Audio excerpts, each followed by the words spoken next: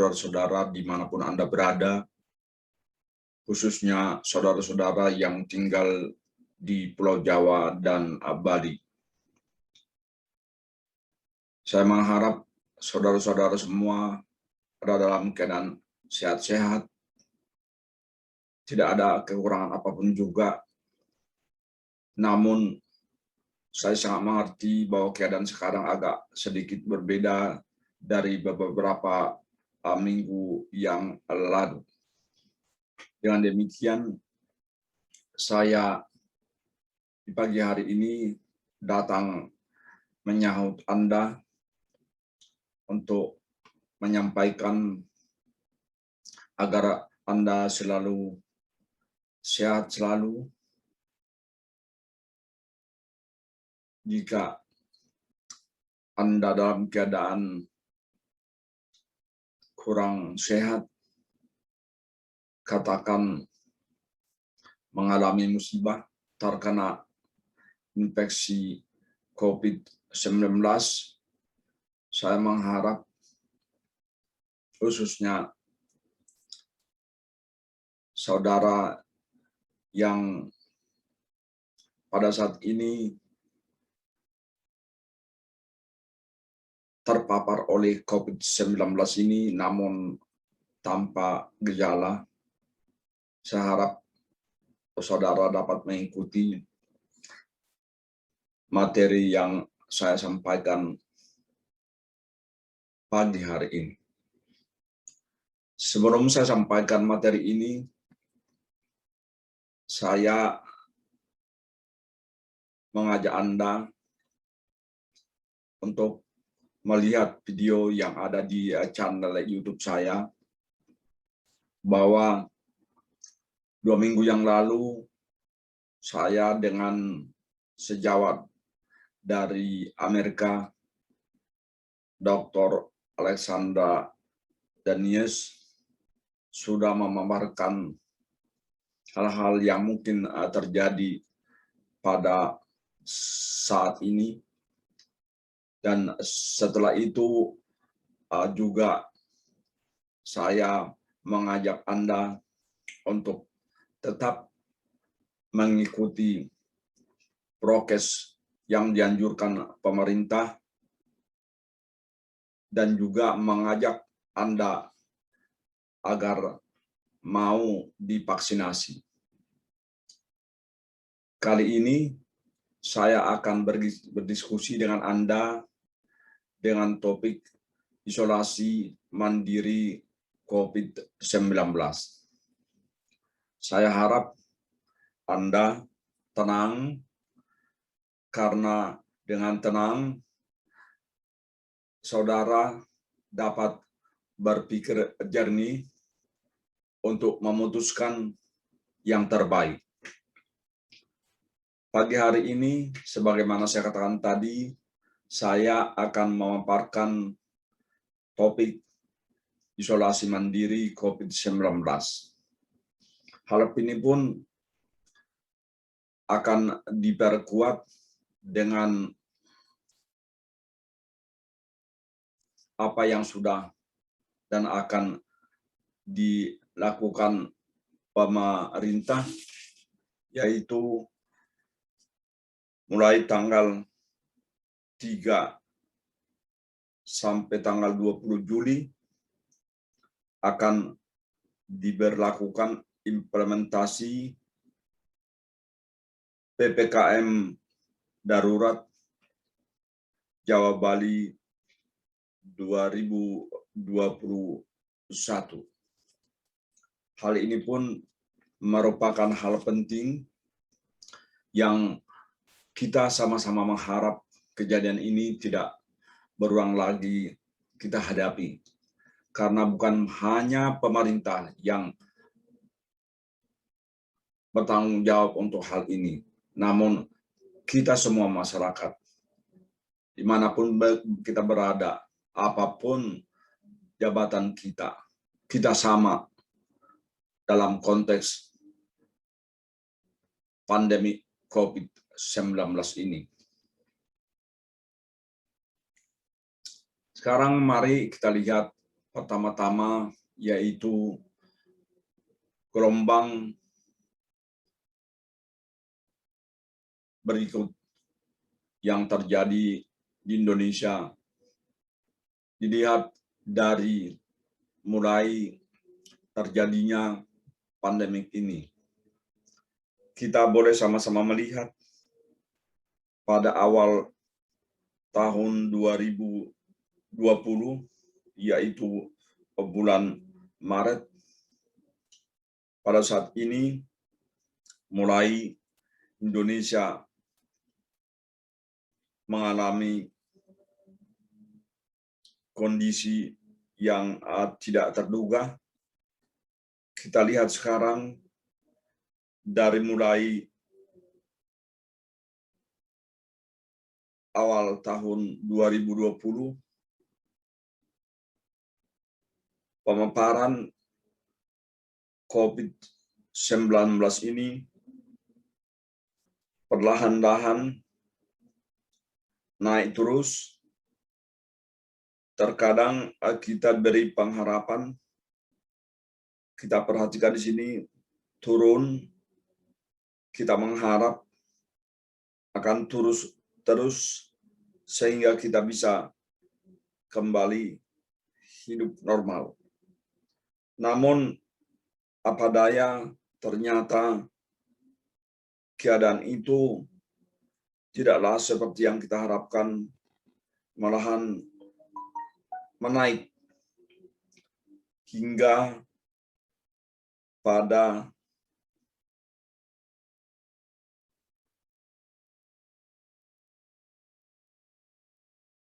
poin ini.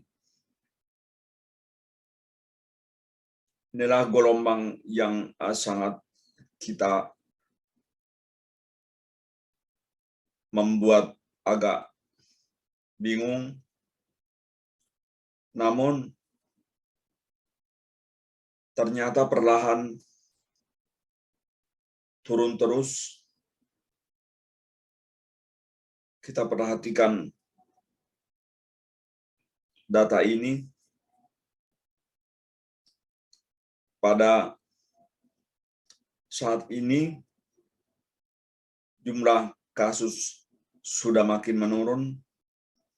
Namun apa yang terjadi pada minggu-minggu terakhir ini, terjadi lonjakan yang cukup besar.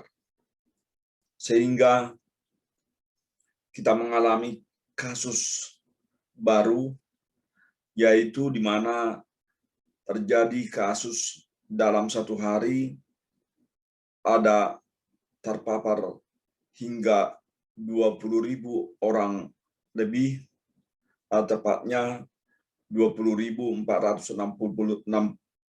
orang, dan kematian 463 orang, dan rasio kasus positif ini adalah 19,82%. Data ini kami peroleh pada tanggal 29 Juni tahun 2021.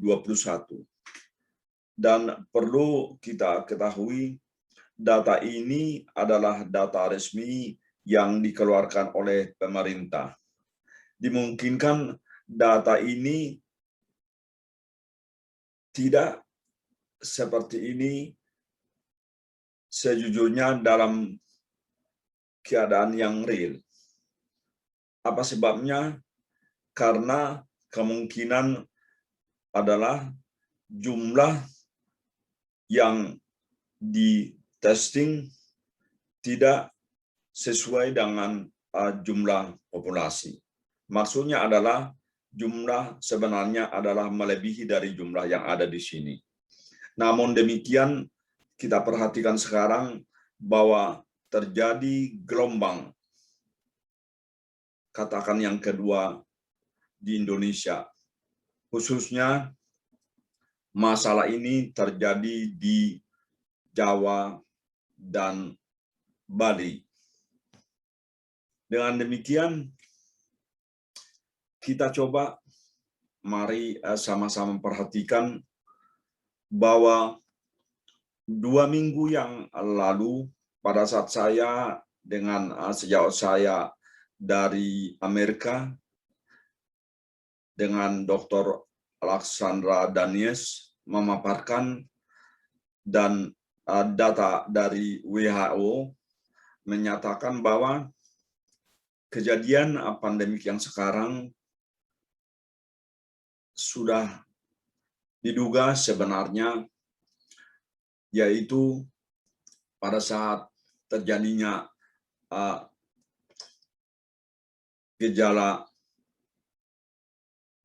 penyebaran coronavirus, yaitu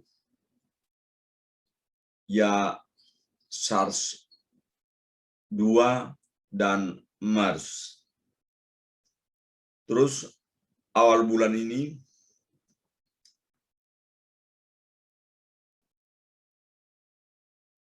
WHO mengeluarkan suatu pernyataan dan menetapkan penamaan dari varian-varian baru ini.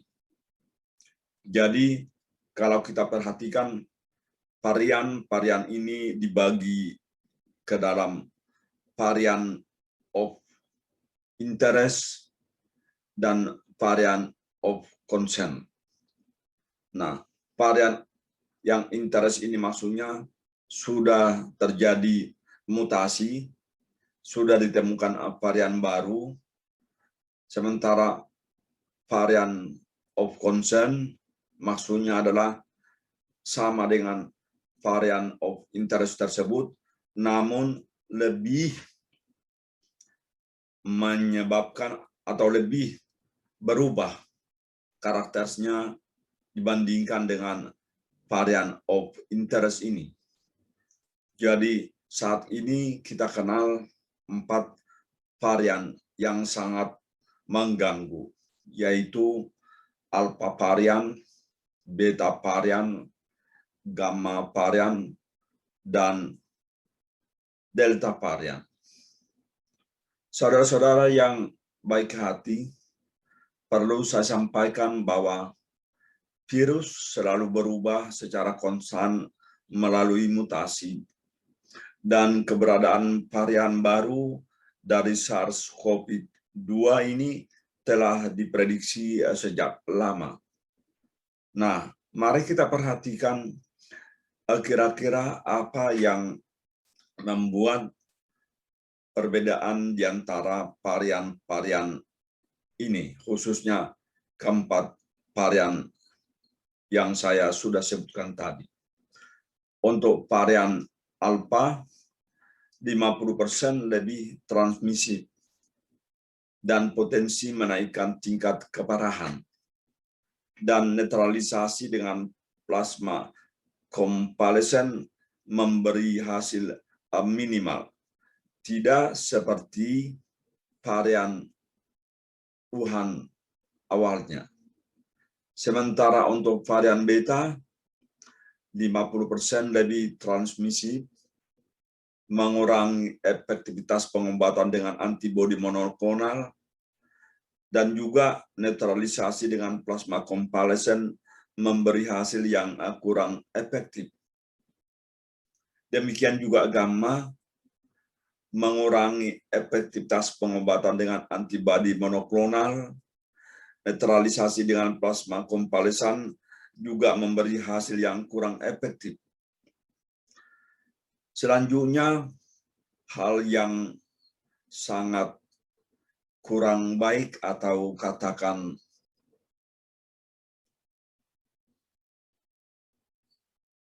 karakternya sangat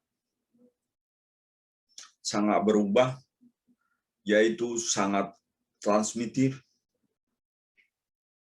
potensi pengurangan efektivitas pengobatan dengan antibodi monoklonal sangat juga berubah, dan netralisasi dengan plasma konvalesen juga memberi hasil yang kurang efektif. Jadi potensinya dalam hal ini kurang baik. Nah, hingga saat ini sebenarnya adanya kejadian ini kita perhatikan banyak masalah-masalah yang kita hadapi. Rumah sakit penuh, banyak jumlah penduduk yang terpapar, dan belum adanya tindakan yang nyata yang kita perhatikan. Namun kita berterima kasih bahwa pemerintah kita semalam mengumumkan akan diberlakukannya implementasi PPKM darurat khususnya untuk daerah Jawa dan Bali. Nah, sekarang mari kita sama-sama perhatikan gejala dari COVID-19 ini. Selama pandemi ini, kita harus memonitor kesehatan kita dari dugaan gejala COVID-19. Gejala COVID-19 serius yang membutuhkan perawatan medis segera harus perlu kita perhatikan. Jika Anda menunjukkan satu dari gejala-gejala seperti yang ada di sini, segera hubungi penyedia pelayanan kesehatan atau fasilitas kesehatan dan minta bantuan medis. Namun, gambar di sini bukanlah daftar yang lengkap. Berikut adalah gejala COVID-19 serius yang paling umum. Namun Anda juga bisa mengalami sakit parah dengan gejala lainnya. Jika Anda memiliki pertanyaan, minta segera bantuan. Paling tidak, minta pertolongan dari tetangga melalui ketua rukun tetangga kita mungkin. Nah, apa-apa saja sebenarnya gejala-gejala yang umum atau gejala-gejala yang paling umum jika seseorang terpapar COVID-19 ini. Gejala-gejala yang paling umum biasanya adalah demam, batuk, kelelahan, kehilangan kemampuan untuk merasa atau mencium bau. Selanjutnya, dimungkinkan juga ada gejala-gejala yang tidak terlalu umum.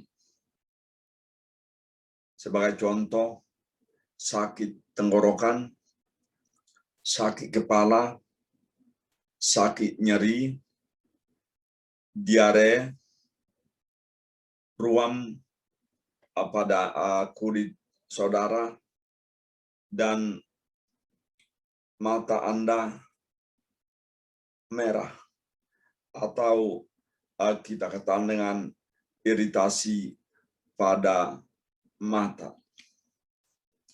Nah, kalau kita ketahui seperti itu, maka timbul pertanyaan bagi kita, kapan kita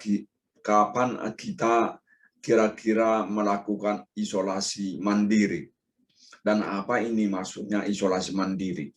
Itu yang kita sedang bicarakan sekarang. Kita isolasi mandiri dapat di rumah. Kita harus melakukan isolasi mandiri, tidak boleh kemana-mana jika kita merasakan gejala COVID-19 ini. Selanjutnya, kita melakukan isolasi mandiri jika kita mendapatkan hasil positif untuk tes COVID-19 ini. Juga isolasi mandiri harus dilakukan jika orang yang tinggal bersama kita bergejala atau mendapat hasil tes positif. Selanjutnya, jika kita diberitahu bahwa kita melakukan kontak dengan seseorang yang positif COVID-19. Maksudnya apa ini? Katakan di suatu perkantoran, ada suatu rapat.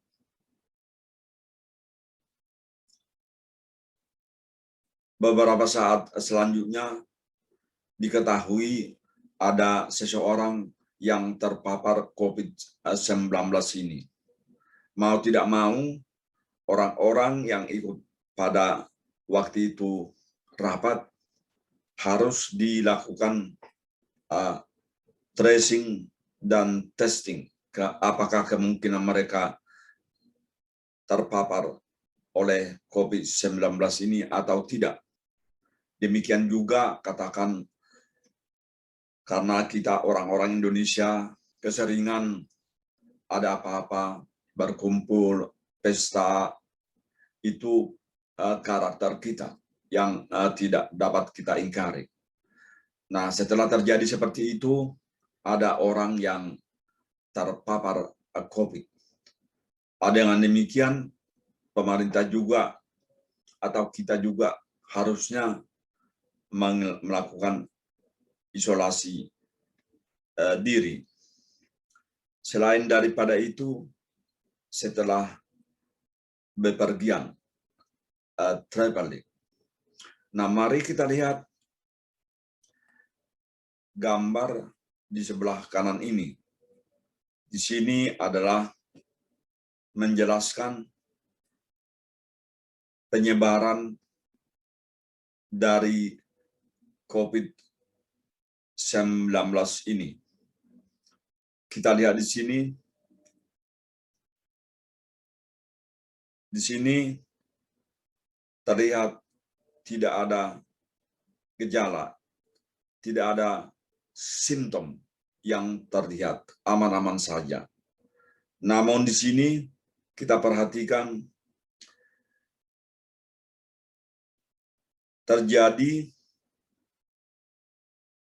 simptom dan kita perhatikan bahwa dalam hal ini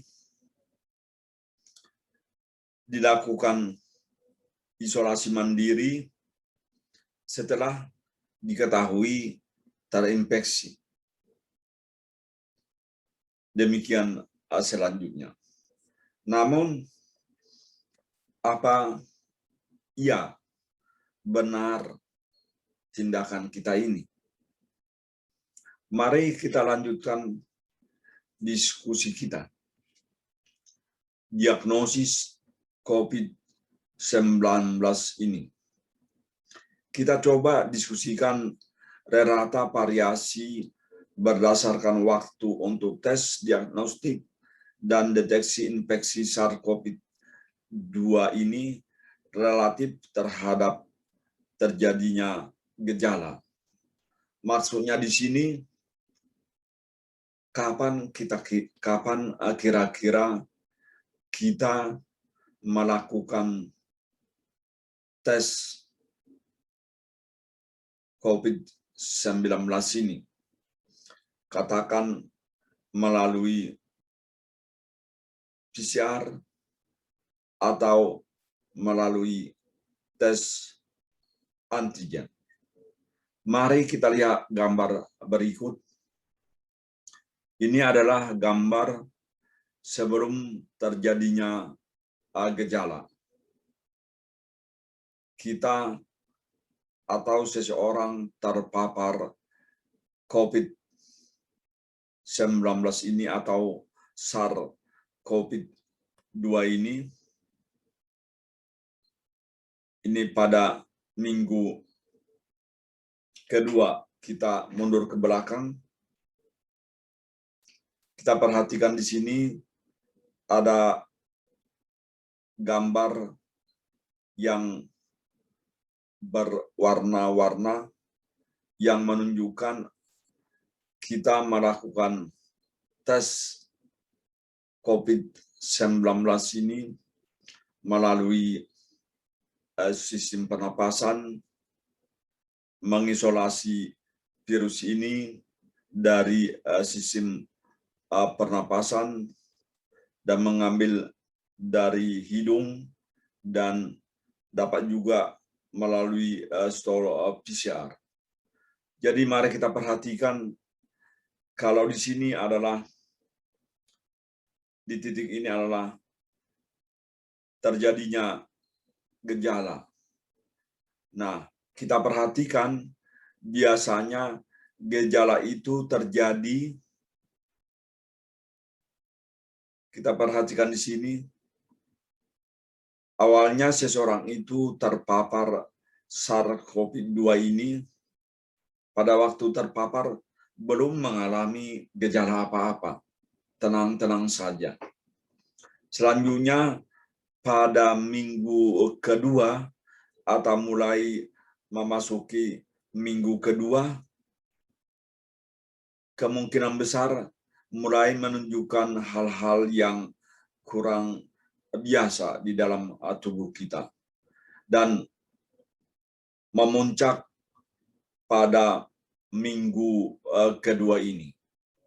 Kalau dites di sini, kemungkinan besar tes atau hasil tes positif PCR-nya sangat dimungkinkan. Tapi atau namun kalau kita melakukan tes pada hari-hari ini, dimungkinkan kita hasilnya negatif. Jadi di sini harus kita perhatikan. Selanjutnya kita perhatikan kalau seseorang terpapar oleh COVID-19 ini, ada waktu-waktu tertentu virus di dalam tubuhnya ini makin berkembang dan makin menyebabkan sesuatu yang sangat serius.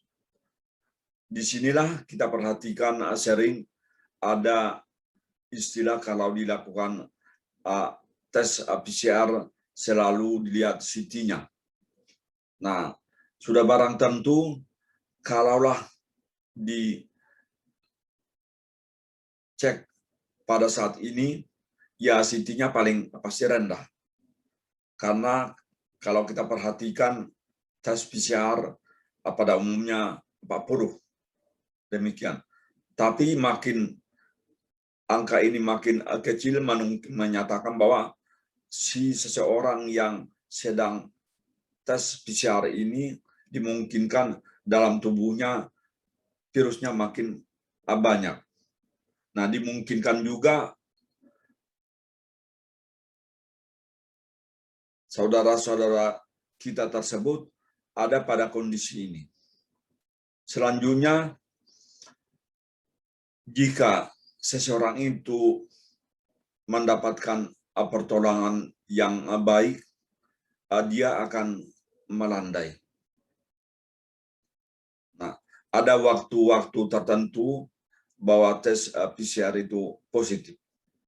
Namun, perlu kita ketahui bahwa untuk waktu-waktu tertentu kita ketahui bahwa mohon maaf ada dua hal yang selalu diminta kepada kita.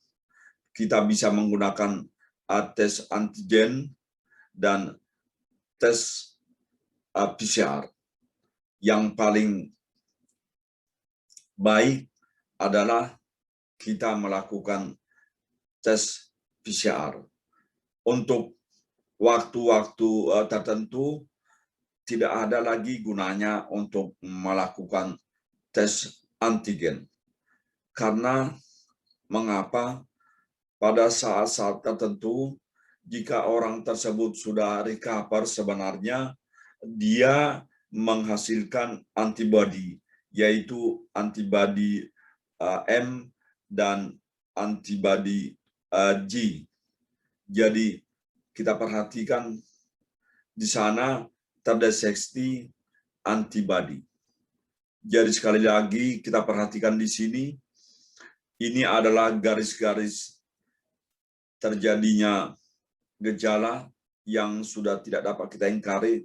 Jadi harusnya kalau kita trace, kita boleh mundur ke belakang sampai 2 minggu yang terakhir. Kemana? Dari mana kita dapat ini? Nah, selanjutnya, seperti yang saya sampaikan tadi, kita harus melihat di sini waktu terbaik untuk melakukan tes. Melakukan tes terlalu dekat dengan waktu paparan virus dapat menghasilkan sampel dengan jumlah yang kecil, sehingga ya tidak dapat terdeteksi dengan alat itu dengan baik. Jadi kita perhatikan di sini, mula-mula di sini paparan, katakan tanggal terakhir kontak dengan pasien COVID-19. Di sini pada hari pertama sampai hari ke-14 ini adalah harusnya periode karantin, walaupun hasil tes negatif. Waktu tes yang paling optimal adalah 8 hari setelah paparan, atau 3 sampai 5 hari setelah gejala muncul. Ini jika kita menggunakan tes PCR. Nah, dapat juga 4 sampai 5 hari setelah pemaparan atau 1 sampai 5 hari setelah gejala muncul. Jika kita menggunakan tes suatu gejala, katakan gejala COVID-19 ini, bagaimana kita dapat bertindak ke depan? Salah satunya yang harus kita perhatikan adalah pasien dengan COVID-19 yang sudah dikonfirm. Nah, khusus untuk masalah ini, WHO mengeluarkan klasifikasi dari tingkat keparahan ini. Yang pertama, tidak bergejala, yaitu tidak ada sama sekali dirasakan perubahan. Ini mungkin yang kita kenal dengan orang tanpa gejala, tapi dia sudah terpapar atau terinfeksi dengan COVID-19 ini. Terus yang kedua, maaf kata di sini non severe, jadi di sini severe. Di sini kita perhatikan jika orang tersebut tingkat saturasi oksigennya di bawah 90% dan respiratory rate-nya lebih besar daripada 30 untuk orang dewasa. Dan hal ini akan menaik untuk anak-anak, maksud saya. Nah, Terus untuk orang yang kritis, sudah kita ketahui orang yang kritis membutuhkan pertolongan, yaitu ventilator. Terus juga kita perhatikan sudah terjadi acute respiratory distress syndrome, sepsis, dan septic shock. Jadi kita perhatikan di sini ada 3 kelompok yang dapat kita lihat. Nah, khusus untuk masalah-masalah ini, maka sejujurnya WHO menganjurkan bahwa pasien dengan kondisi gejala ringan atau tidak bergejala, sebagaimana kita sampaikan di sini, non-severe, direkomendasikan untuk melakukan isolasi mandiri. Karena kita boleh perhatikan rumah sakit penuh dan para dokter, tenaga kesehatan, perawat-perawat kita sudah kelelahan. Malahan sangat menyedihkan, para dokter, para perawat, para tenaga medis juga sudah terpapar sedemikian rupa, sehingga beberapa di antara saudara-saudara kita itu meninggal dunia, menaikkan saturasi kita. Juga kita membutuhkan deteksi atau tes suhu tubuh kita, dan untuk memeriksa tingkat saturasi oksigen kita dengan alat di sini termometer, dan yang satu lagi pulse oximeter. Selain daripada itu, kalau kita isolasi mandiri, sebaiknya setiap pagi kita melakukan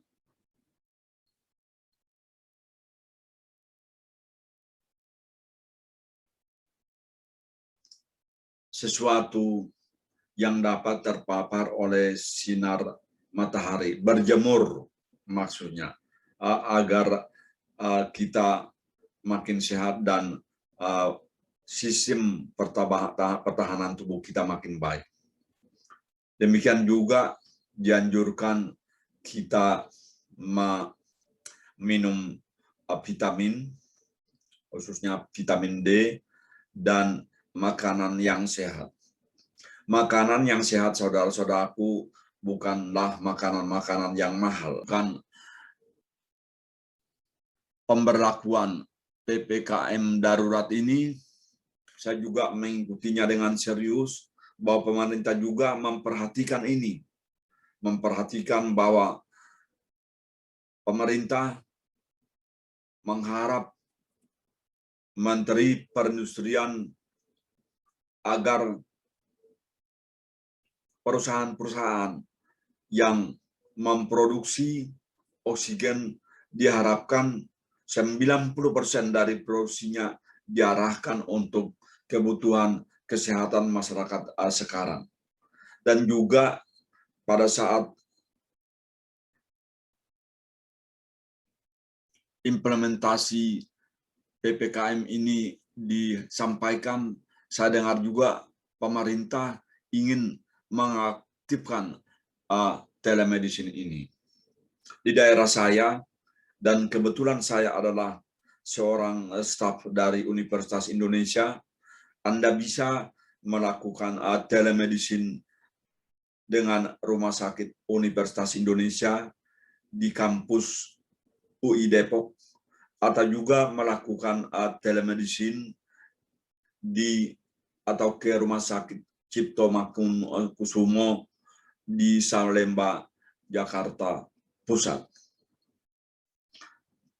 Alamat atau telepon dari telemedicine ini bagi saudara-saudaraku harusnya sekarang tidak lagi zamannya tidak mengetahui hal-hal ini. Saya harap Anda tidak hanya mengetahui penggunaan internet untuk hal-hal lain, tapi harusnya Anda menulis, mencatat apa-apa saja, alamat-alamat apa saja, nomor telepon apa saja yang kita perlukan jika terjadi sesuatu. Sekali lagi, di sini juga ada bantuan, yaitu dengan telemedicine. Nah, sekarang kita coba perhatikan bahwa kalau terjadi sesuatu, kita melakukan isolasi mandiri, atau mungkin juga ada suatu gejala, maksudnya seseorang termasuk orang yang terpapar COVID-19 ini, namun kondisinya severe atau kritis mungkin. Nah, tingkat keparahan dari kasus COVID-19 ini terkait erat dengan hiperinflamasi yang dipicu oleh infeksi virus dan badai sitokinin. Kita ini mungkin saudara-saudara semua pernah mendengar. Pemantauan parameter inflamasi ini penting dilakukan pasien COVID-19 untuk mengevaluasi tingkat inflamasi yang terjadi. Karena saudara-saudaraku dimanapun berada, sering atau mungkin saudara mendengar seseorang terpapar atau terinfeksi COVID-19 ini sudah dirawat di rumah sakit, terus sudah negatif PCR, pulang ke rumah, ternyata setelah pulang ke rumah meninggal dunia. Demikian. Nah, di sini untuk hal-hal tertentu saya harus beritahukan kepada Anda bahwa untuk memantau hal ini, karena biasanya yang terjadi adalah teman-teman atau saudara-saudara kita ini terpapar oleh COVID-19 ini, namun ya katakan saudara-saudara itu adalah orang-orang yang komorbid, dan juga dimungkinkan ada masalah-masalah tertentu. Jadi ada parameter-parameter yang harusnya dilakukan pemeriksaan darah di rumah sakit. Demikian juga untuk hal-hal yang katakan seperti tadi. Karena kita isolasi mandiri, kita telepon, bisa jadi kita harus melihat seberapa jauh sebenarnya, seberapa parah masalah yang kita hadapi. Mau tidak mau, kita harus sempatkan diri untuk cek ronsen, toraks, periksa darah. Nanti data-data ini akan digunakan oleh dokter dan melihat kita secara virtual untuk melihat keadaannya.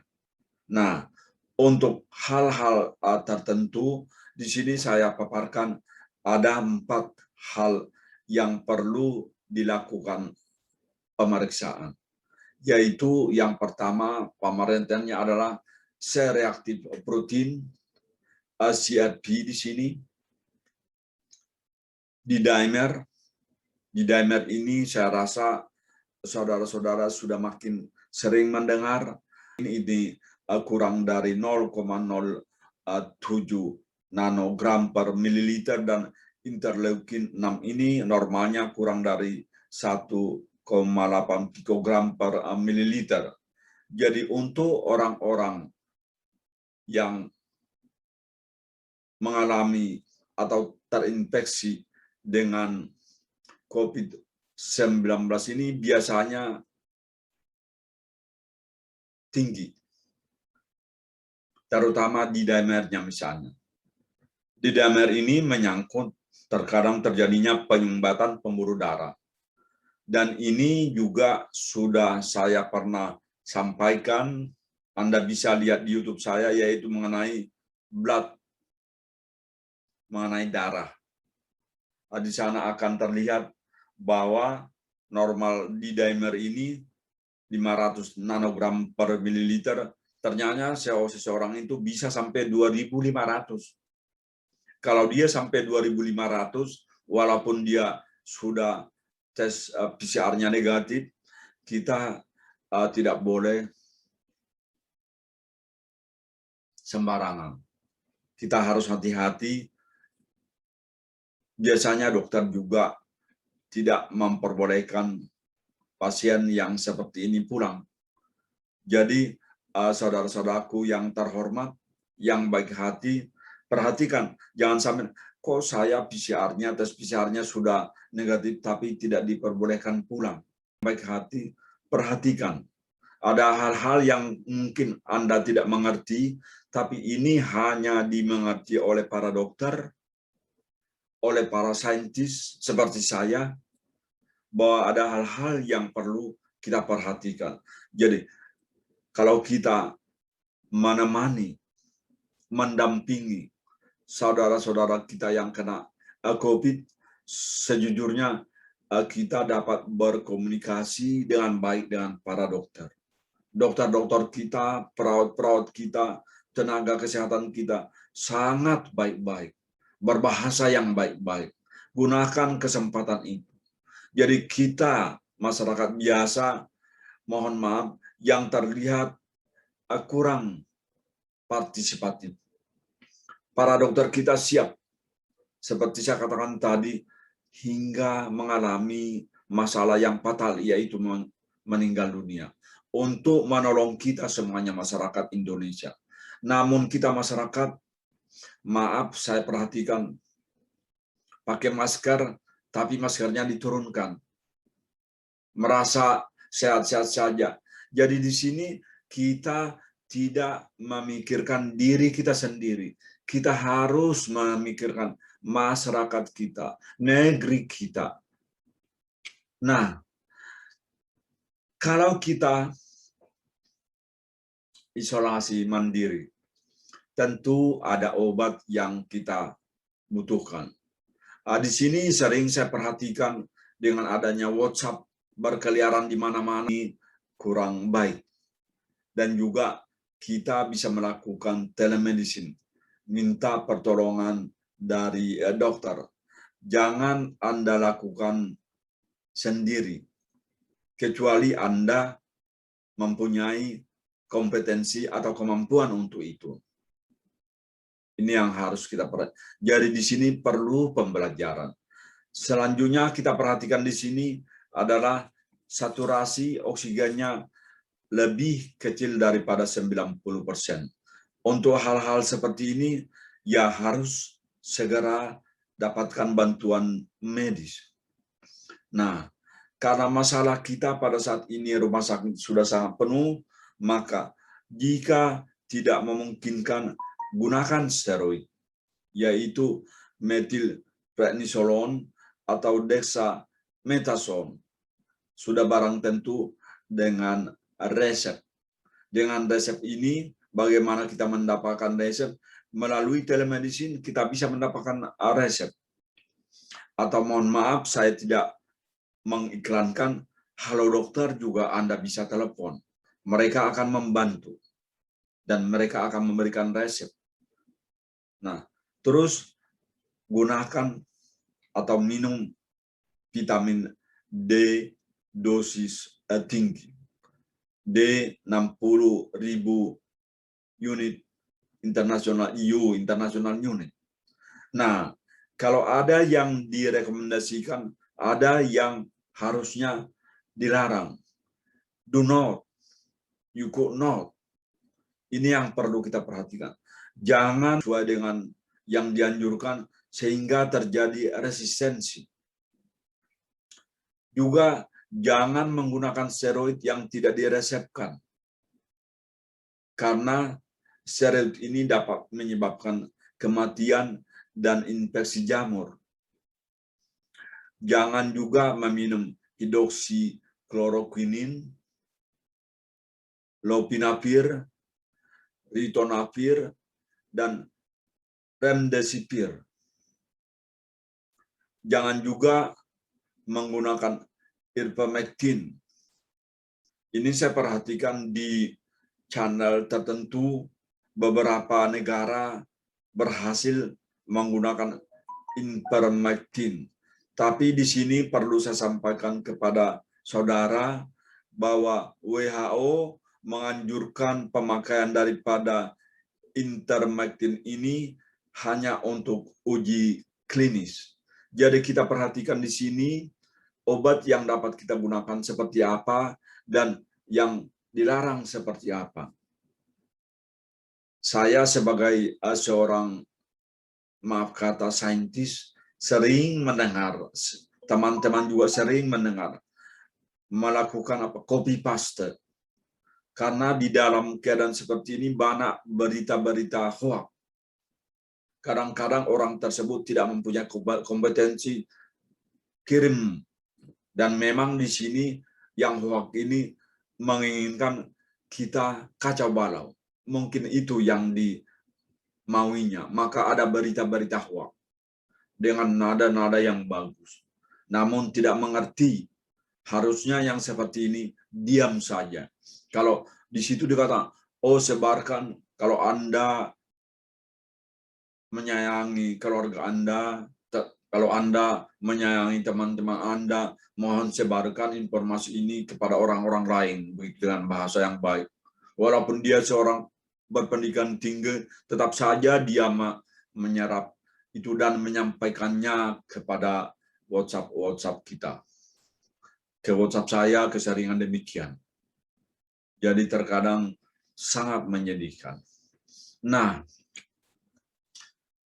setelah itu kita ketahui, maka kita perhatikan kapan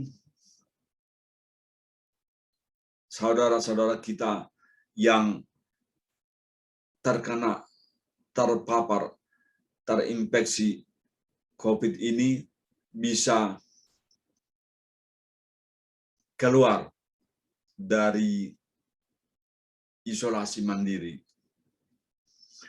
Di sini mari kita sama-sama perhatikan timeline untuk penderita COVID yang tidak mengalami gejala. Di sini kita perhatikan awal dari terpaparnya dengan virus tersebut, ini adalah waktu.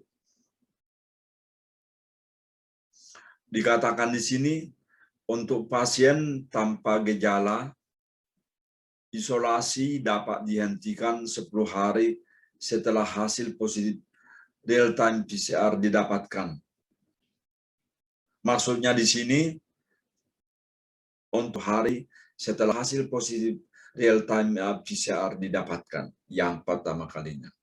Terus mari kita perhatikan timeline untuk orang-orang yang terpapar atau terinfeksi COVID-19 ini yang ada gejalanya. Di sini kita perhatikan, dikatakan bahwa untuk pasien bergejala, isolasi dapat dihentikan 10-14 hari setelah gejala dirasakan dan membaik. Dan kita perhatikan di sini juga tidak ada demam dalam kurun waktu 24 hari. Tidak ada demam dalam kurun waktu 24 hari. Kita perhatikan di sini pada slide yang terdahulu di sini, kita perhatikan di sini adalah waktu untuk tes positif, sementara di sini adalah simptom terjadi di sini. Nah, saya rasa demikian saudara-saudaraku, mudah-mudahan informasi ini dapat Anda serap dan saya mohon Anda bisa menyebarkannya kepada keluarga Anda, kepada teman-teman Anda, kepada lingkungan Anda. Sehingga dalam hal tertentu kita sama-sama berbuat yang terbaik untuk diri kita, untuk masyarakat kita, untuk keluarga kita, khususnya untuk negeri kita. Negeri kita ini, pemerintah kita ini sudah kewalahan.